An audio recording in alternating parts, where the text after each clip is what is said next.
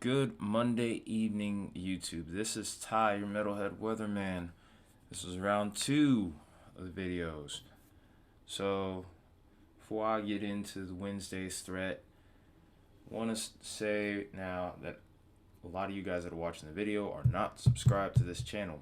If you like what I'm doing, please sub to this channel so we can get this information out to more people.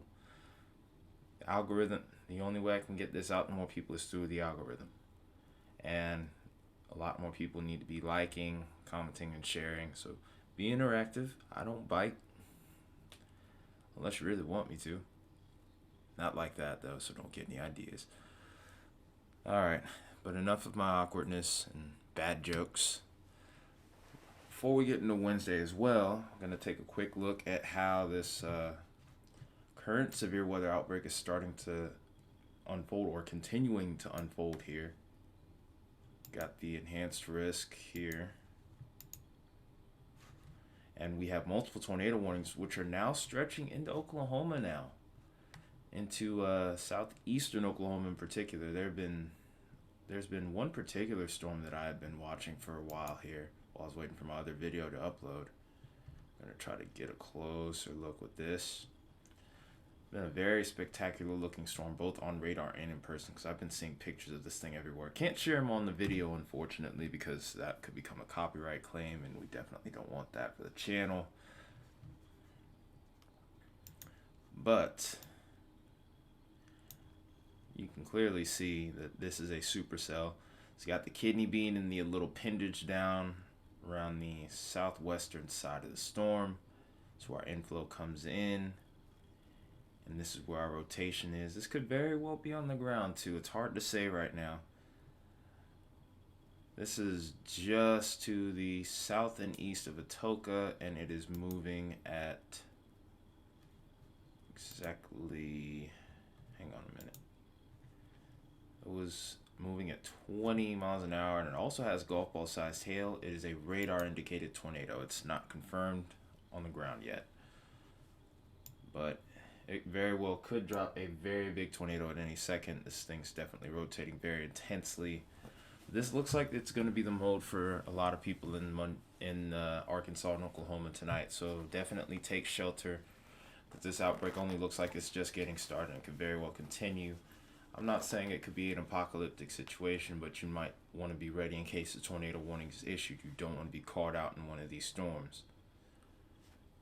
But as much as I would love to talk about this situation, maybe even do a live stream one day, I just don't have the equipment to do so right now, unfortunately. So we'll move from this and we will begin talking about Wednesday's threat a little bit more in depth. I spoke about it in the last video of who is at risk for what. I'm going to talk a little bit more closely and even take a little bit of a look at what the Storm Prediction Center has been saying. I'm going to try to break it down for you guys. I'm not going to try to read every little word. So it's a huge enhanced risk area. I do think that this will indeed be upgraded to a moderate risk, especially towards the southern end of this. We mentioned that earlier in the video. I mean, pretty much almost all of Mississippi is in it. The western side of Tennessee is in it. Even Ohio has not enhanced risk, but a marginal risk for severe weather. Atlanta as well. A lot of places that were hit last week are under the gun again, even though the risk isn't as high. Just because you aren't under a enhanced or slight risk even does not mean that you're out of the woods. And then also with as much activity as we've had going on, there's also a flash flood threat here that's been that I think people are not really paying too much attention to, which could become a big problem. But we'll go into that in a moment. We'll set that up for a little later. So we're gonna skip forward a good bit into early Wednesday morning, maybe right around the midnight hours, if anything. So it's pretty warm out ahead of these storms. It's into the late evening hours, and we're still looking at a lot of 60s, a lot of 70s for these areas. Waiting for it all to cool down, and we don't really cool down much. A lot of these areas, I'm still seeing plenty of 60s, plenty of 70s further south too, especially around Arkansas and Oklahoma and Texas, even Louisiana. So this definitely is a sign that we will have plenty of energy in the atmosphere. Now, in the last video, I mentioned that there's a lot of convection available out where this boundary is set up. So I do expect there to be a lot of storms here in the early afternoon hours. I do think storms will fire a lot earlier than what they have been today, maybe even into the earlier afternoon, maybe even morning hours. But my biggest concern isn't what's necessarily going to be forming on this boundary. It's going to be what's forming out ahead of it. If there's any prefrontal storms, that's probably going to be what grabs the most attention as parameters are set for a tornado outbreak, especially around this area here. As you can see, even in the early afternoon hours, we're pushing 74 and 75 degrees all around this region. You can see where the storms have developed because you can see where those pockets of 70s are and where we're getting pockets of decreasing temperatures that are into the 60s out ahead of the boundary. So move this forward. You can even see the warm air pushing from the south to the north. And by late in the afternoon, areas like Memphis, you could be hitting 76, maybe even close. You guys could be making a push for 80 degrees as these storms are coming in, which means the atmosphere looks like it's going to be plenty ripe for severe thunderstorms. We move this along. Finally, we lose our daytime heating about 8-9 o'clock ish, and then we watch this boundary come in and cool everything off until the end of our model run. So let's take a look at the dew points. And while I'm at it here, will it load? Have I clicked it? There we go. Sorry about that. I'm still feeling the effects of that drive back. That was a little bit rougher than I was expecting. I drove from Charleston all the way back non-stop pretty much. And I left there a lot later than what I was hoping to. I didn't get home till 2 in the morning, and then I had to work. Then I had to turn around and get up at about 5:45, 6 o'clock and get ready for work. Rough times, but onward we move. We're okay. So move this on to Tuesday, and look at this area of moisture here. Look at these dew points. Look at how rich these dew points are Tuesday evening. Even into the late night hours, this makes a huge surge. And you can even see areas of 70 starting to develop here. And it just pushes all the way, probably even into Canada, to be honest. That's amazing that we were able to get this much Gulf moisture this far north in April. That's not common. It's not common at all. But look, we're seeing widespread 60s and 70s. Anywhere where these storms form, they're going to have a little bit of extra oomph because this usually correlates with the CAPE, the convective available potential energy. Usually a lot of that is based off of temperature and dew points. Other part is lapse rates, but we'll go into that. Also, while I'm at it, I'm going to make a little quick mention. I am considering, if we can get more interaction on this channel, to do a playlist of, I guess you could say, educational, kind of instructional videos, kind of going into the terminology that I'm talking about here. I mean, you guys know what temperatures and dew points are, but when I talk about stuff like CAPE, low-level jet, mid-level jet, significant tornado parameter, CAPE, capping inversions, stuff like that. If there's enough interaction on this channel, I'll make videos. I'll make some educational videos on that. Kind of break down what those are, what those terms mean. but it's only if we get more activity on this channel, particularly comments too. So I don't want to waste anyone's time here, you know. So we're gonna move on here. By the way, we're gonna go to the low-level jet. It's the 850 millibar winds. I'll put this into perspective for you real quick. The lower the millibars in height, the higher up in the atmosphere we're looking. So the lowest we can look, the highest millibar that we can look at the jet stream is 850. This is our low-level jet. This is a few miles above our heads. We can look as far up as the 500 millibar, which is tens of thousands of feet above us.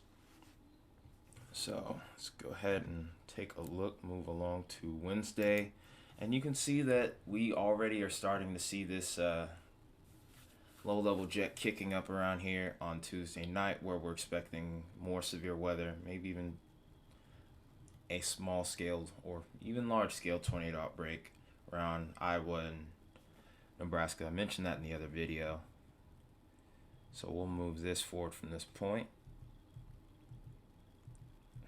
There's our maximum developing right here. Whoa, I didn't see that in the last video though. That's 80 knots. That's actually maxing out. That's actually maxing out our little diagram here. Look at that. 81 to 82 knots. So this is crazy for Tuesday. That's definitely going to be something worth watching there. Because who knows what could happen. And then this doesn't really die down by Wednesday morning. Wednesday afternoon it finally starts to, but I do expect it to pick back up, and there it is right there. Look at that. We're getting right back into the 70, 75 knot range already, which is very alarming. We have Gulf moisture coming in from the north, and that's going to be going in at the high levels. So what you basically want is, if you're looking for wind shear, one thing to look for is winds. When you see these small little black lines here, these are wind barbs. They're going this way. What you want is for well, actually, nah, I'm not going to take a look at the 500, because the only reason I'm not is I'm scared that this will mess up my computer. I've had a lot of good luck with this finally as of late, but earlier in this channel, I've had a lot of problems with it. So I'm going to move forward. I'm going to save that for an instructional video. But basically, at the higher levels, we have winds going this way, and we have low-level winds going this way. Turning of the winds with height, basically. So, sorry I dragged out that paraphrasing, but onward we move. So we watched this low-level jet start to die out a little bit, and you can even see where this line of storms is, because you can see the huge contrast here. You can see we're still dealing with 50 knots knot jet, and then right around here we're hitting about what, 15 to 20 knots. Pretty quick drop off. Usually that's indicative of a cold front. So move this further and further forward. We have small areas of wind maximums around southwestern Ohio, so might be something worth watching. I don't think the daytime heating and dew points are going to be as favorable around here though, so this will limit any sort of severe weather potential around here. It's still possible though, but it's not anywhere as great as what we will have going on here. So we move this off. Do get one more push from the low level jet. Get the winds to spike here. Might see a line of thunderstorms go through Atlanta on late Wednesday night and early Thursday morning, but should be in and out pretty quick at this point. And that's the end of the model run. I'm gonna run through the rest of this video really quick. I'm gonna go over the capes here. Alright, so here's what we're looking at on Wednesday morning, early Wednesday morning. So we watched this cape kind of die off for a minute, and then by late evening, boom, look at, actually no. Cape actually seems a little bit more limited than what I was expecting to see. I mean, around Texas, I think it's still high, but this doesn't really match up with what the National Weather Service and Storm Prediction Center was showing. Oh wait, here we go. I was just looking at the wrong frame. But look, we're getting around Arkansas again, pushing into central Arkansas, and this time southern Arkansas and into Louisiana, which has been an area that's been hit a lot this year. We're looking at Cape values that are pushing 2,000, maybe even pushing 3,000 a little bit later into the evening. Cape becomes really limited after a while, though. So it's hard to say what's going to happen next. I do think that these storms are going to fizzle out before they get to Atlanta and lose their severe potential. I think once we get about towards central Alabama, we're going to lose a lot of steam. Those storms are going to lose a lot of steam. We can only look so far into Wednesday and into Thursday morning. So I'll probably end up making another video about this tomorrow. I'll probably have a better idea anyway because the models will have updated. And then we will also have better sounding data. So, gonna look at the significant tornado parameter here. So we're looking into the early morning hours on Wednesday. We have this little setup developing here around Oklahoma and Arkansas once more. And this is kind of startling for significant tornado parameter numbers or SDP numbers to be this high already. Definitely kind of telling for what lies ahead, unfortunately. What could lie ahead. This could always underperform. And I am a part of the weather community, trying to make a forecast here. Weathermen are often wrong. And in this case, I hope I am. But I'm trying to give you an idea of what could happen here. The significant tornado parameter isn't that high yet, not until we get into the late evening hours. Look at those numbers here. Getting 4s around southern Arkansas, really alarming numbers. And this only picks up, especially along the line of storms. Don't like that.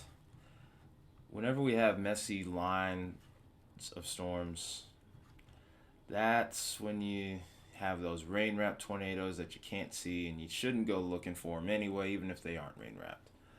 But definitely take this seriously in southern Arkansas and northern Louisiana. A little bit too far ahead here. There we go. Yeah, so 4.5 that I'm maxing out at right here. Yep. So move this along. Tornado parameter starts to drop the further east we go, thankfully. So into the overnight hours, the tornado threat definitely drops off. Definitely good news, but this could obviously change. We can hope that it changes towards more of the down tick, but time only tell. Could be turning out to be another long video. Probably gonna break 20 minutes here. Okay, so we're gonna try to move this along here.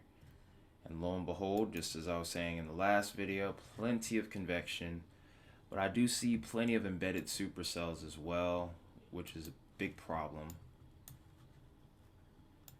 And there's a lot of activity towards the north here, especially in Indiana here, western Indiana. This could be an area of interest to watch. I think that might have a marginal tornado threat, so we'll look at that sounding really quick. No? Yeah, atmosphere is actually pretty stable here. That's good news. But that storm has a very interesting look to it, though. So there's a lot that we still need to keep an eye on here. I'm just kind of trying to look at these soundings and get an idea of what could be expected here. Okay, So in this line of storms, I'm expecting a lot of damaging winds out of this as well. There we have it. Atmosphere is unstable. Good lapse rate, especially on the dew points. So that's sufficient for severe weather. It's a linear type of deal based on the hordeograph. So that's a feature I'm interested in right here.